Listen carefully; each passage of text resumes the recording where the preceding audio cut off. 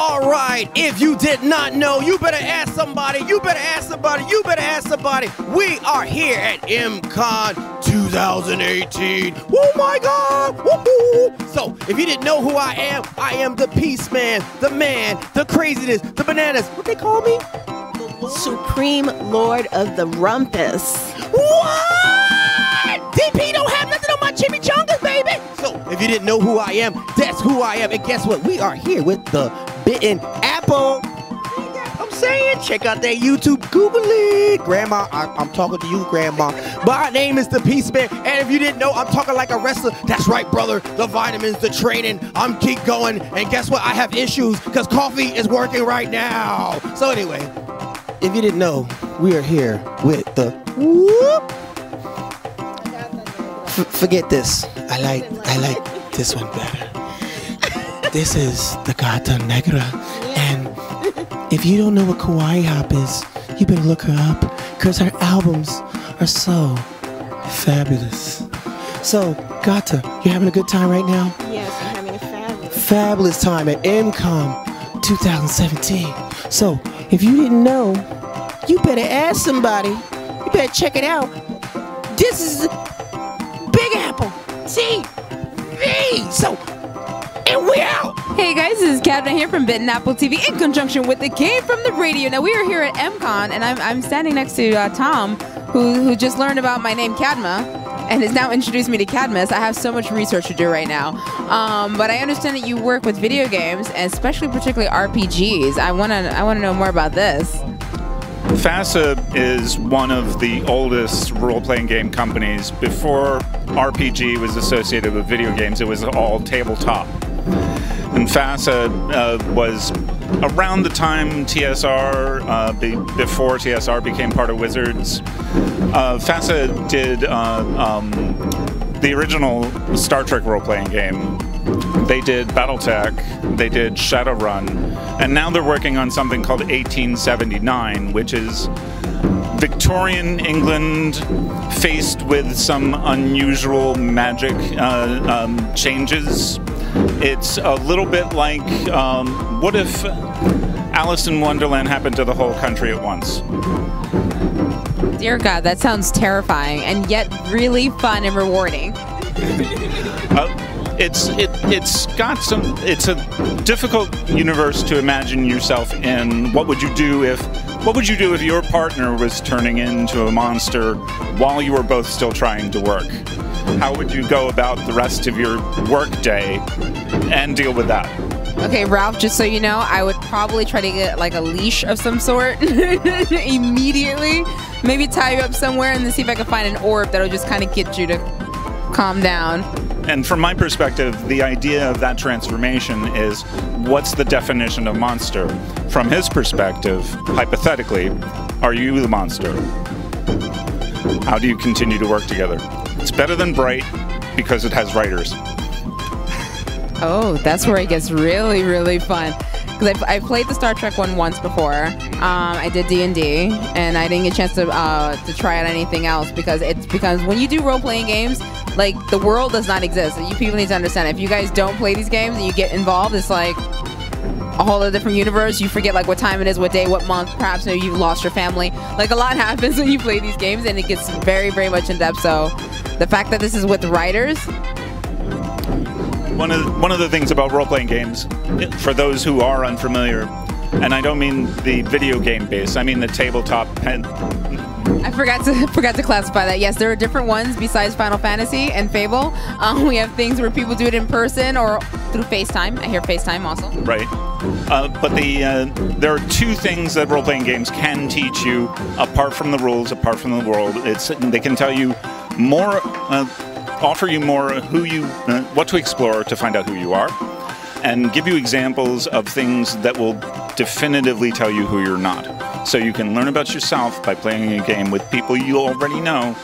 You might know yourself better when you're done.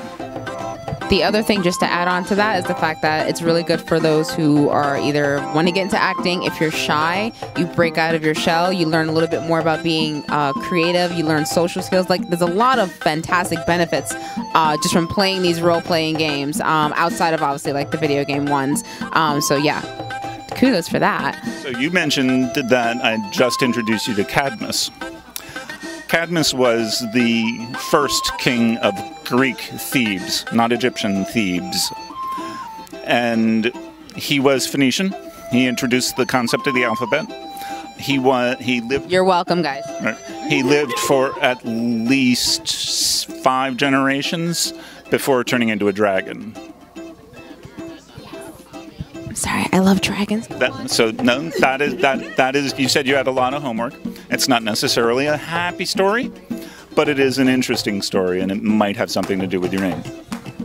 That might explain so much in my life, but at least I know Neanna turns into a dragon. So for those who have, may have angered the dragon previously before, be sure to look out. And from a multicultural perspective, ancient Greece is celebrated as the origin of American democracy, which went everywhere else. If you read ancient Greek mythology, you're going to find out that most of the Greek heroes weren't Greek. They were from Libya. They were from other parts of North Africa. They were from the Middle East. The Greek heroes, at least in the original forms of the legends, were not white people. That's so interesting. I never actually knew that. You have to figure out, where did they come from? Where did their parents come from? Like Perseus. Everyone knows the Greek hero Perseus. His grandmother was Ethiopian. And that's a Greek myth. Y'all need to get up on your book reading. I'm serious. So let me ask you this. So out of all the mythology that you're reading, because there's Chinese mythology just so much, what was it about Greek mythology that really drew you in the most?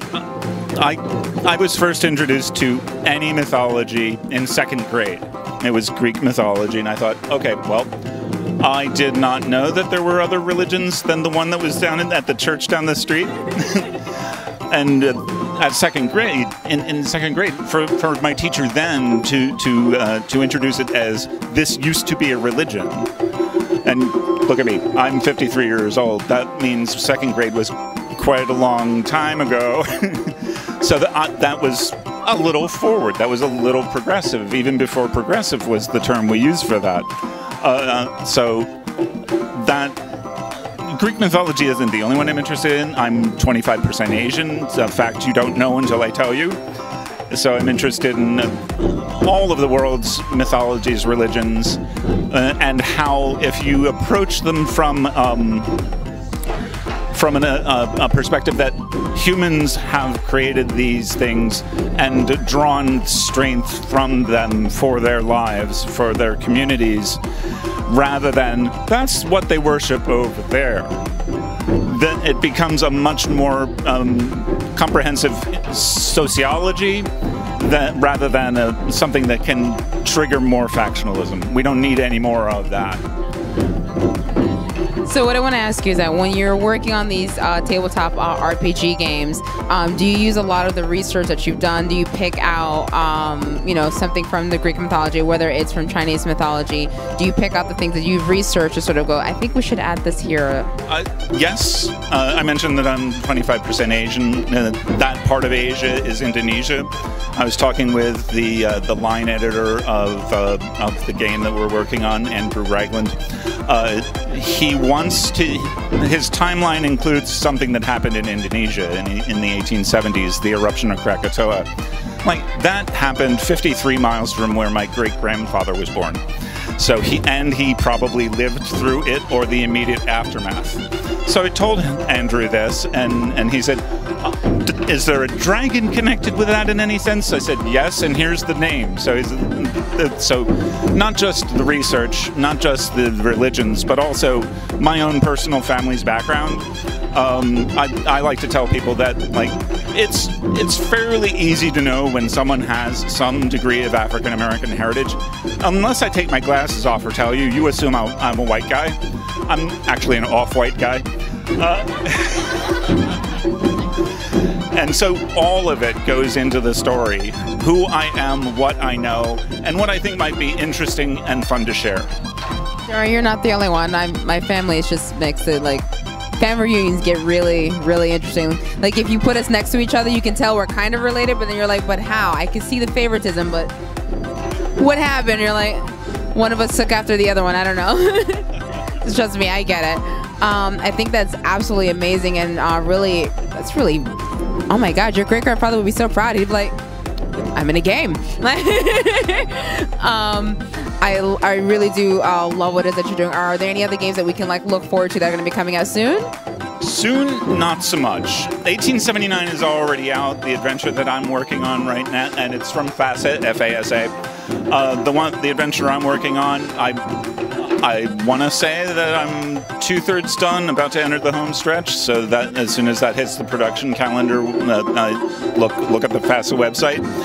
And of course, everyone who plays games and everyone who writes games with other people eventually has a dream that they'll write their own game, and the project that I want to write and work on next, in quotes, is a card game that shows how dreams and the traditional psychic powers can be done in a card game. Can I hear more? Okay, what are you allowed to tell me about that? Because that sounds really interesting. If you specialize in a certain kind of psychic power, and you have chosen allies and chosen foes, or not necessarily foes, but people you don't completely get along with, they're going to be using different powers because of who they are than you. So you would be putting a deck together based on what would amount to your philosophy, and that has inherent conflicts with other philosophies. Whether the game is adversarial or ultimately cooperative, that's going to ultimately be in the hands of the players. I just want it to be known on Bitten Apple TV that when this game comes out, I will be challenging Written Writ Ralph, my camera guy, challenging you. I love the way your mind works. I love the history. I love man, you're freaking awesome. You're like, this is awesome as Leanne. I'm making friends here. So for those who are like, okay, they want to find another tabletop game. Maybe they're tired of playing Star Trek, because I have a couple of our friends play Star Trek, and my other friends in Jersey, they play D&D, and I'm like, hey guys, there's a cool game you guys should check out. Where can they come check you out? They're going to have to wait until it hits the stores. It'll be every game shop. It'll be online. It'll be on FASA's website, fasa.com, I think. But and when the card game we just discussed is available, Thom Truelove, THOMTRUELOVE.com is my blog. I'll be announcing it there and probably doing a Kickstarter, but I can't give you a schedule on that. I have no idea when that's next. No, that's perfectly fine. But you have a blog? Oh my God, this interview is just continuing. It's getting great. What do you blog about? Philosophy, mythology, a lot of the things we just talked about, but in like 1,500 words at a time. Which if you do this as a transcript, that might be a blog entry. What we just wound up doing. No, but I look for more stuff to read that's actually like very well written and things that are intelligent, anything that sparks my mind. So I'm gonna be on this soon. I'm gonna be logging onto there. And by the way, you have the coolest last name ever. So his name is Thom Truelove. Mom, I have to talk to you about my last name. We're gonna have to make some changes. I think I may need to be CADMA, possibly, if we can just work on this. Thank you so much. Pleasure to meet you. I can't wait, especially for the other game, because I'm challenging Ralph to that game. And look up what might have been your ancestor, or at least the ancestor of your name, Cadmus. Yeah, definitely. Thank you so much. Bye. Thank you.